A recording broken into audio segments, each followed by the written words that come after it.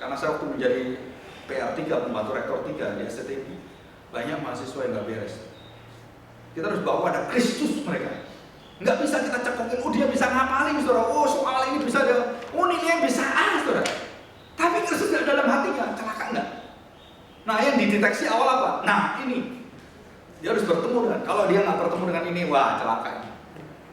Banyak orang gagal bukan karena kepintaran, bukan karena Christless faith, imannya enggak ke Kristus. Oke, kita lanjutkan ya. Setelah kita lanjutkan kepada makal, kita mau sebentar lagi sampai pada titik akhirnya. Nanti dibuka pertanyaan sebentar ya. 10. Oke. Nah, saudara, ada satu kalimat. Nah, ini saya tidak bahas terlalu dalam ya. Saudara, mungkin waktu kita bermisi, kita lupa kalimat pertama dari surga. Saudara masih ingat apa? Dari Allah Bapa kepada Yesus. Waktu Yesus dibaptis oleh Yohanes Pembaptis. Kata kerja pertama, inilah menunjukkan satu keagungan anaknya, dan dia mengatakan inilah anakku yang ku kasih. Saudara perhatikan omongan saya. Kalau Allah Bapa misinya cuma satu apa? Allah Bapa misinya menyatakan kasihnya kepada sang anak, supaya anak mengasihi dunia. Jadi orang-orang Puritan itu luar biasa menembus apa ya, kalau saya lihat semacam selaput-selaput hermeneutics yang kadang-kadang membuat kita itu mati juga. Dia lepaskan itu dan dia kembali pada murni firman Tuhan. Jadi sebelum Bapak mengutus anaknya, saudara, dia memberikan satu kalimat yang sangat indah. Inilah anakku yang ku kasihi dan aku berkenan kepada dia. Jadi nilai pertama kali kita mau mengutus siapapun, saudara itu siapa yang diutus harus apa? Ini loh yang menjadi problem terbesar dari semua sekolah teologi, gereja Tuhan juga sama, adalah yang dikasihi oleh Bapa.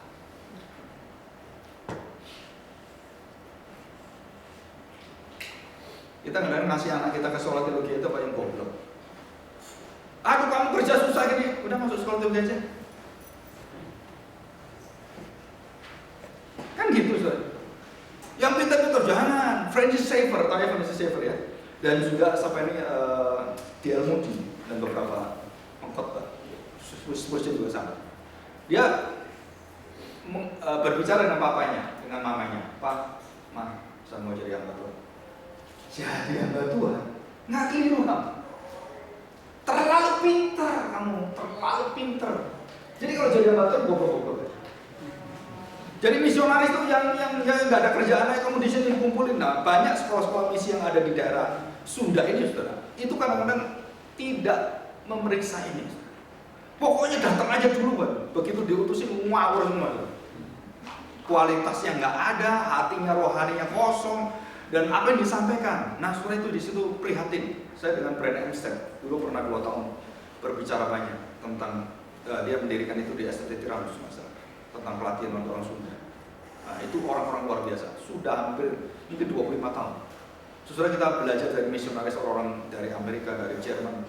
Itu kalau menanam sesuatu itu dia terus tekun sampai dia mati. Saudara tahu, dia anaknya mengalami satu bukan autis, satu sebenarnya kayak kecacatan. Tapi dia bersuka cita terus. Hebat itu. Kapan-kapan kita undang ke sini, Brenham ya. Nah, saudara perhatikan.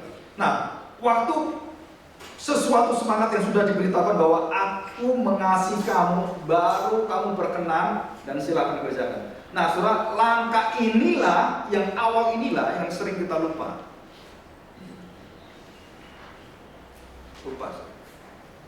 Kita ngutus orang itu berdasar kemampuannya, berdasar pengalamannya. Saudara, kita harus berdoa dulu.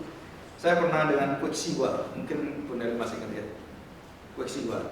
Nah, papanya meninggal. Nah, saudara, kemarin kita di Gunung Milis, dia merintis dengan Gunung Merbabu juga. Merbabu sebelahnya. Saudara, dia mengatakan begini tentang perkataan-perkataan ini. Nah, dia mengatakan, sebelum kami mengutus orang, baik itu yang di Tulungagung, di Kediri dan semuanya, saudara tahu, Dia berdoa dengan sungguh-sungguh. Jadi waktu dia datang, dia suruh ketemu orang itu yang mau jadi hamba Tuhan apa. Dia tanya. Saudara, yang pertama yang dia lihat itu ada 3 hal yang saya belajar dari dia. Yang pertama, pertama adalah pengenalan tentang Kristus yang sungguh-sungguh. Yang kedua, kerendahan hati Kristus. Wah, saudara, itu berat. Dia tanya, kamu membawa apa? Wah, nanti saya mau bangun gereja ini begini, Pak, begini. Wah, cita-cita. Ya, oke. Ya, kita doakan ya. Nah, orang seperti ini nanti tidak diterima. Orang menyombongkan diri, langsung nggak lulus. Tapi kalau dia katakan, Pak, saya mau sungguh-sungguh dipakai Tuhan, Pak. Saya walaupun kesulitan, walaupun penderitaan, saya tetap. Nah, orang seperti ini biasanya bertahan berpuluh-puluh tahun sampai mati. Di situ. Dan yang ketiga apa? Saya kenal hati, ketaatan.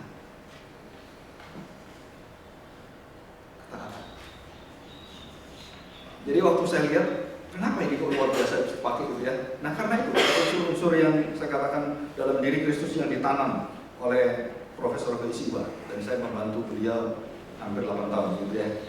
Saudara, selanjutnya kita akan masuk ya. Kebutuhan paling mendasar dari seorang manusia. Saudara perhatikan, mengabarkan Injil bukan menjawab soal perut. Mengabarkan Injil bukan menjawab soal jodohmu. Mengabarkan Injil bukan menjawab soal kebutuhan-kebutuhan dan kesulitan hidupmu. Bukan. Mengabarkan Injil adalah mengabarkan bahwa kamu manusia berdosa. Titik. Dan sekarang ini sekat-sekatnya dibuka semua. Oh, bagaimana mengabarkan Injil pada orang begini. Kita lupa bahwa jadi diri manusia jatuh dalam dosa. Total depravity. Dan yang bisa menolong adalah Injil Kerajaan Allah. Injil Yesus Kristus. Setelah pesan-pesan ini sudah mulai diporak-porandakan dengan bermacam-macam cara. Dan dengan pola-pola yang saudara nggak tahu saya bagaimana dunia. Jadi kemurnian para Puritan itu membawa orang-orang sungguh-sungguh, dan dia tidak melihat kekuatan-kekuatan yang membawa dia terpancing dengan segala kebutuhan-kebutuhan. Nggak pernah. Saudara, kebutuhan-kebutuhan di luar itu Tuhan jauh lebih mengerti daripada penginjil. Betul? Aku Bapa memelihara, engkau jangan urusin soal itu. Kamu urusin soal apa? Beritakan Injil kebenaran tentang keberdosaan orang. Soal hidupnya urusan saya, bukan urusan. Saudara, murid-murid seringkali salah ngerti Tuhan Yesus. Beri mereka makan, langsung datang ke Tuhan. Nggak ada makanan. Orangnya banyak. Bagaimana?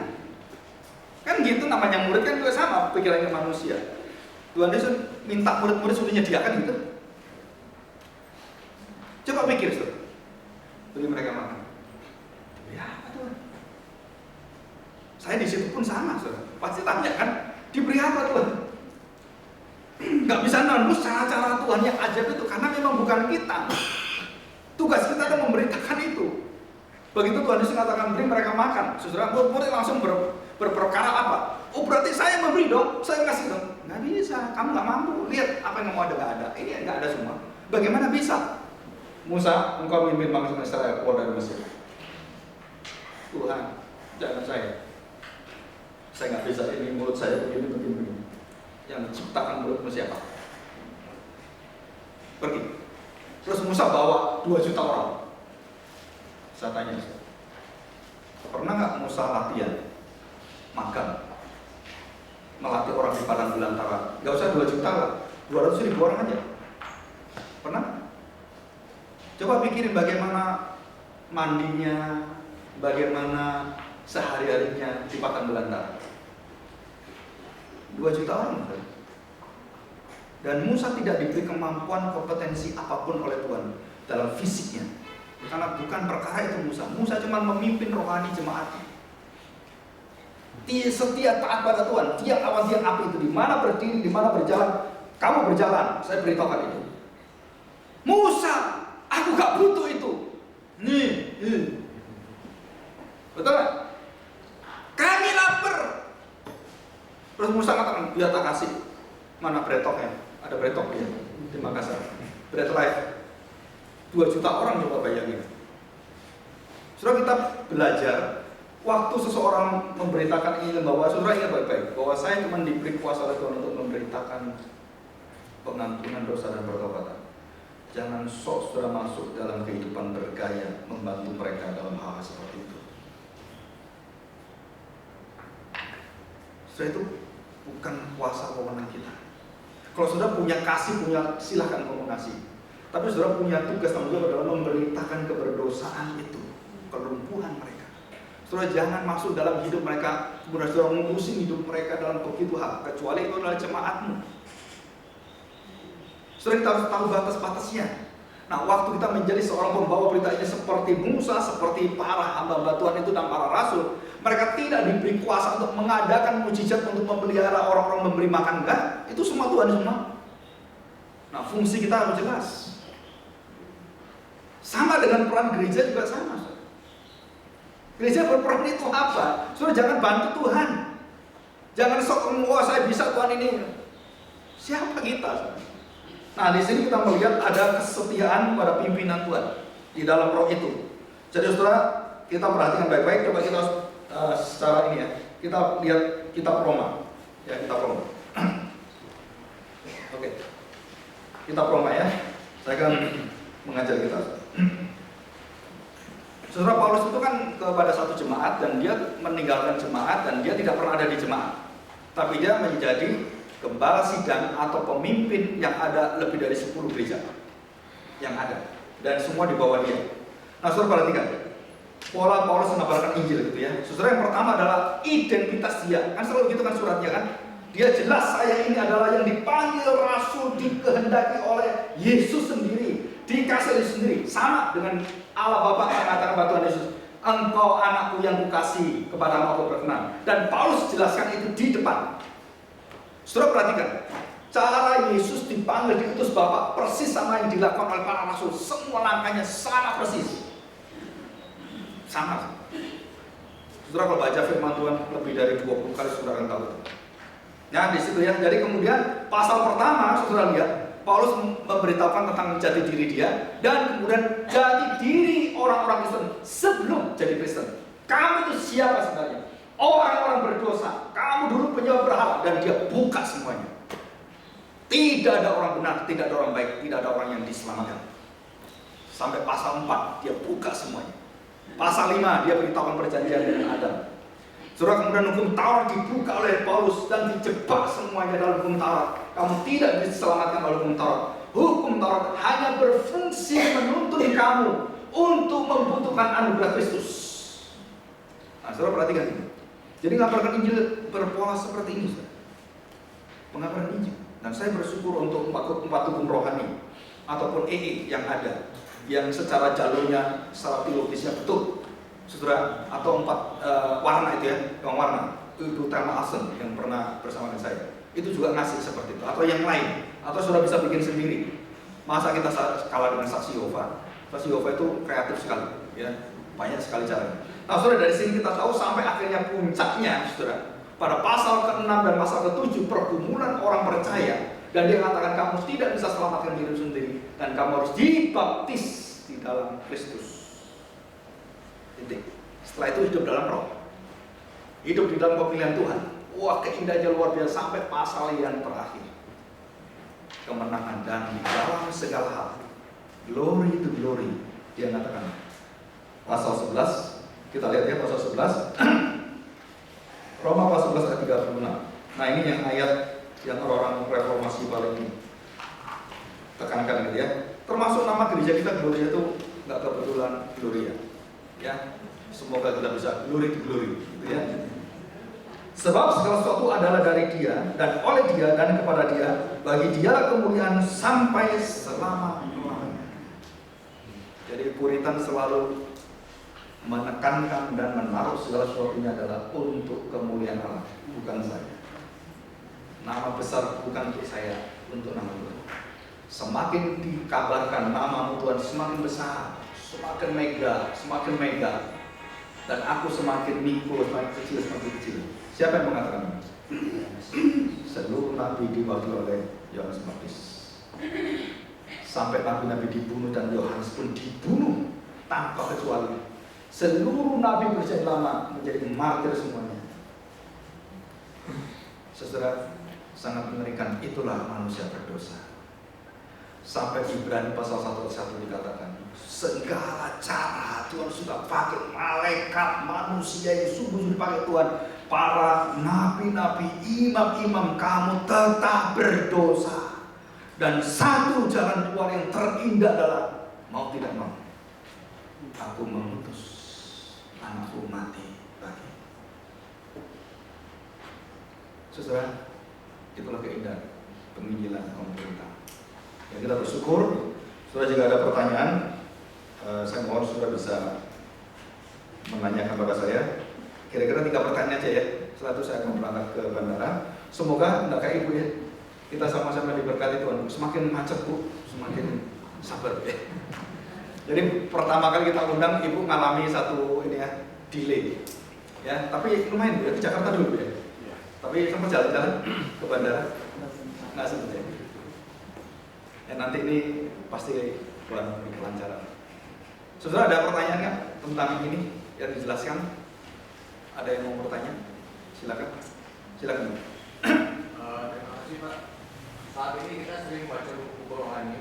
Ya. Itu memang kita mungkin nggak sadar buku ini bagus sekali, pengarangnya juga populer. Ya. Dan bestseller. Ternyata setelah Pak Agung menjelaskan tadi seperti John Lewis itu apa? Ternyata ini kok beda dengan bestseller itu. Ya. Begini Pak. Semua itu harus kembali dan diuji oleh firman Tuhan. Memang kadang-kadang ujungnya itu kelihatannya bagus gitu ya. Kayaknya bener ini. Nah, contoh Joseph Prince. Pada waktu buku itu ada, termasuk bukunya Rick Warren, ya, nggak semua